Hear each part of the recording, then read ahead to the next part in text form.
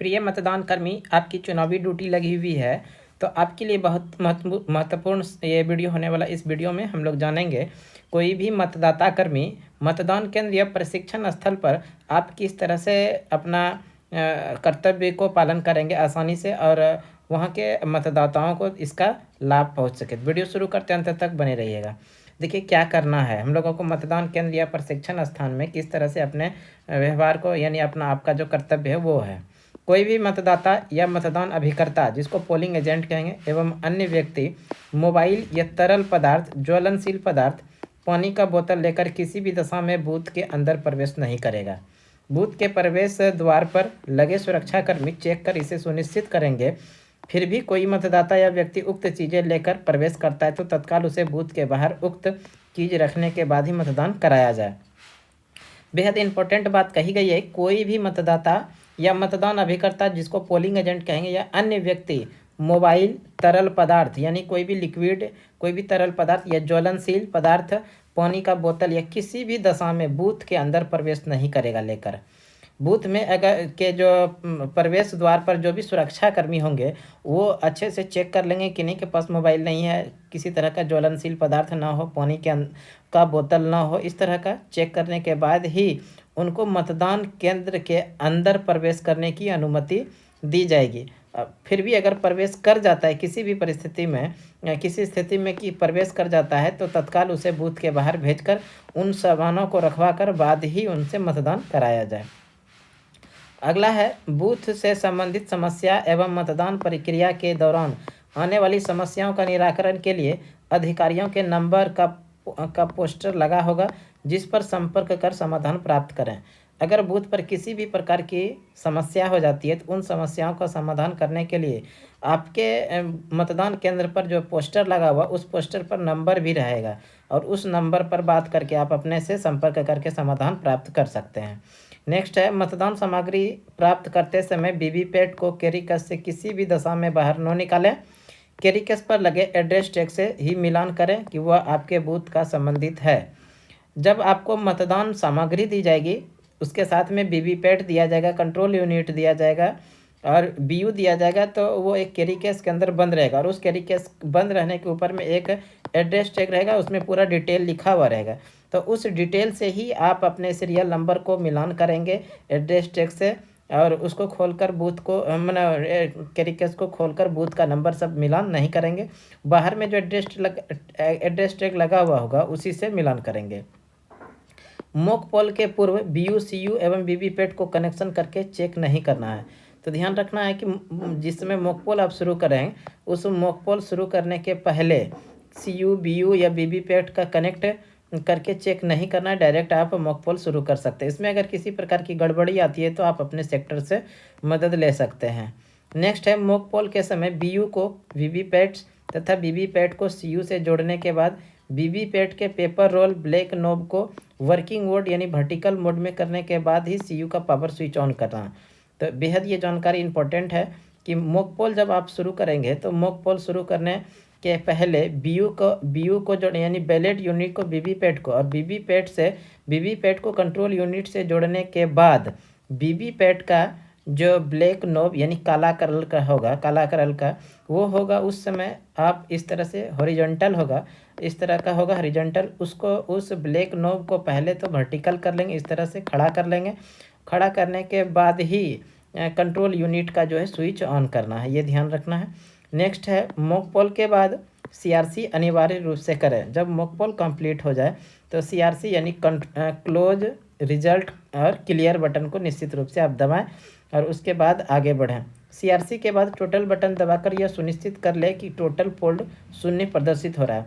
जब mock poll के बाद सीआरसी आप करें तो सीआरसी करने के बाद एक बार फिर से टोटल बटन को आप दबाकर देख लें कि पोल जो है शून्य वो प्रदर्शित हो रहा है।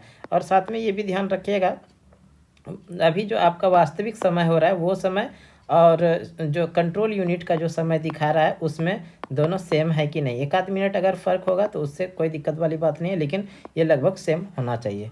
नेक्स्ट क्वेश्चन नंबर ये 10 नंबर पॉइंट में है, मॉक पोल एवं मतदान के दौरान बीयू एवं वीवीपैट वोटिंग कंपार्टमेंट में तथा सीयू को संचालन पीठासीन अधिकारी करे। जब मॉकपोल एवं मतदान के दौरान बैलेट यूनिट या वीवीपैट वोटिंग कंपार्टमेंट, इस दोनों को एक वोटिंग कंपार्टमेंट में ही रखें।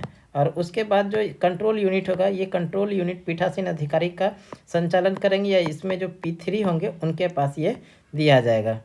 उसके बाद है प्रदर्शनी एवं घूंघट में महिला मतदाताओं की पहचान पोलिंग पार्टी में नियुक्त महिला कर्मी के द्वारा ही की जाएगी। इससे हर हाल में सुनिश्चित किया जाए जो भी महिला मतदाता है उनकी पहचान के लिए जो घूंघट में आती है, उन महिला मतदाताओं के लिए नियुक्त जो महिला कर्मिक होगा उन्हीं के द्वारा उनकी पहचान कराई जाए।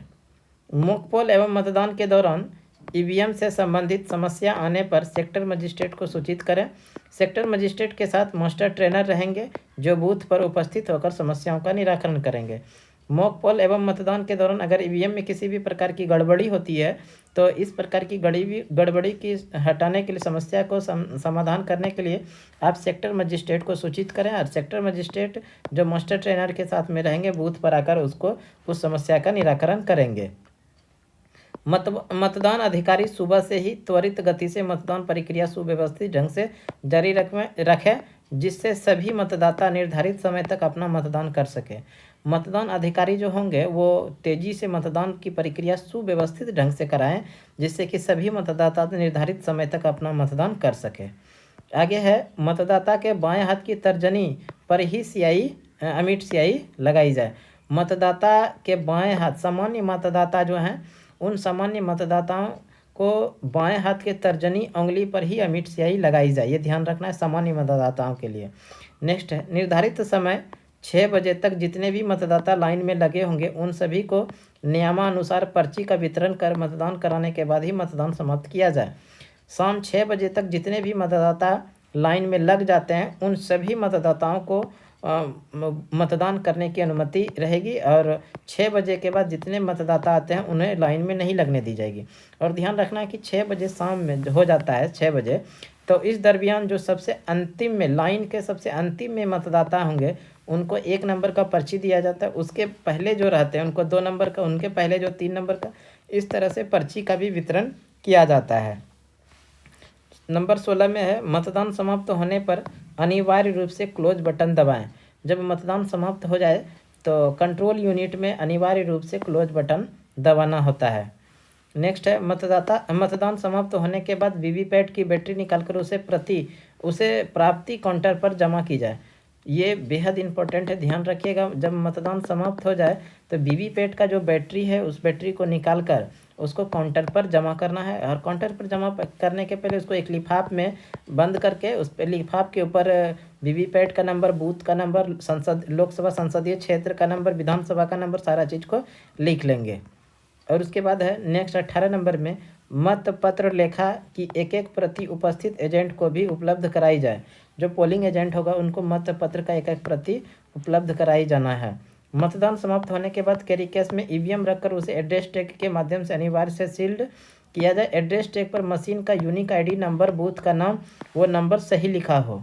मतदान जब समाप्त हो जाता है तो ईवीएम के अंदर जो ईवीएम जैसे कि मान लीजिए कंट्रोल यूनिट, बीयू और वीवीपैट, इन सभी को कैरी केस में रख करके एड्रेस टैग से उसको सील करना है, और एड्रेस टैग पर सही यूनिक आईडी, बूथ का नाम और जो भी उसमें ऑप्शन है उस सभी को सही फिल करके ही उसको सील्ड करना है। नंबर 20 में आता है मतदान समाप्ति के बाद कलेक्शन सेंटर पर सीधे काउंटर पर जमा की जाने वाली 11 सामग्री यानी प्रपत्र को ठीक ढंग से सही तैयार कर जमा किया जाए। विशेष ध्यान दें, उक्त 11 सामग्री माननीय प्रेक्षक द्वारा स्क्रूटनी के समय चेक किया जाता है, अतः इसमें किसी भी प्रकार की लापरवाही न की जाए। नंबर 21 में है दिव्यांगजन, अशक्त एवं वृद्धजन मतदाताओं के सहायता के लिए सहायकों की नियुक्ति की गई है। उन्हें पहचान पत्र जारी किया गया। पहचान पत्र चेक करके सहायक को मतदाता को साथ बूथ के अंदर प्रवेश दिया जाए। नियुक्त सहायक को वोटिंग कंपार्टमेंट के अंदर प्रवेश की अनुमति न दिया जाए। जो भी नियुक्त सहायक वहाँ पर होंगे मतदाता के लिए, दिव्यांगजन के लिए, अस्वस्थ के लिए या वृद्धजनों के लिए, उनको वोटिंग कंपार्टमेंट में जाने की अनुमति नहीं है। आप मतदान केंद्र के अंदर ला सकते हैं, लेकिन वोटिंग कंपार्टमेंट में जाने के लिए उनको अनुमति प्रदान नहीं की गई है।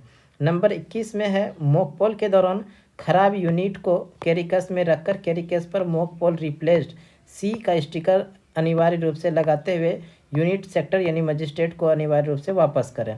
अगर मॉक पोल के दौरान कोई भी यूनिट खराब हो जाता है तो उस खराब यूनिट को कैरी केस में रखकर मॉक पोल रिप्लेस्ड यानी सी का स्टिकर लगाकर स्टिकर अनिवार्य रूप से लगाते हुए यूनिट सेक्टर जो होंगे उनको वापस करें। नंबर 22 में, वास्तविक मतदान के दौरान खराब यूनिट के कैरिकेस में रखकर कैरिकेस पर डिफेक्टिव पोल्ड ईवीएम या वीवीपैट बी तथा अन्य नए प्रयोग किए गए ईवीएम को मतदान समाप्त होने के बाद कैरिकेस में रखते हुए कैरिकेस पर पोल्ड ईवीएम एंड वीवीपैट ए का स्टिकर लगेगा। दोनों श्रेणी के ईवीएम की गणना हेतु स्ट्रॉन्ग रूम में जमा होगी, अतः ध्यानपूर्वक निर्धारित काउंटर पर इसे जमा किया जाए। अगर वास्तविक मतदान के दौरान किसी भी कोई भी यूनिट खराब होता है तो उसको उस खराब यूनिट को कैरी केस में रखकर डिफेक्टिव पोल्ड ईवीएम यानी वीवीपैट बी साथ में जो नए वाले ईवीएम को उसमें उस यूनिट को जोड़ा जाएगा, साथ को दोनों को काउंटर पर जमा करना होगा। तो इस तरह का एक छोटी छोटी जानकारी आप लोगों के लिए, मतदान कर्मियों के लिए बेहद महत्वपूर्ण जानकारी कि मतदान केंद्र या फिर प्रशिक्षण स्थल पर आप किस तरह से आसानी से काम कर सके, क्या क्या सावधानी बरतनी है और आपको क्या क्या काम करना है। तो ये वीडियो आपके लिए महत्वपूर्ण वीडियो। इस तरह का वीडियो पाने के लिए आप हमारे यूट्यूब चैनल सुमन क्लासेस पे लगातार जुड़े रहिए। अगले वीडियो में फिर से आप लोगों के साथ जुड़ते हैं, तब तक के लिए धन्यवाद। जय हिंद।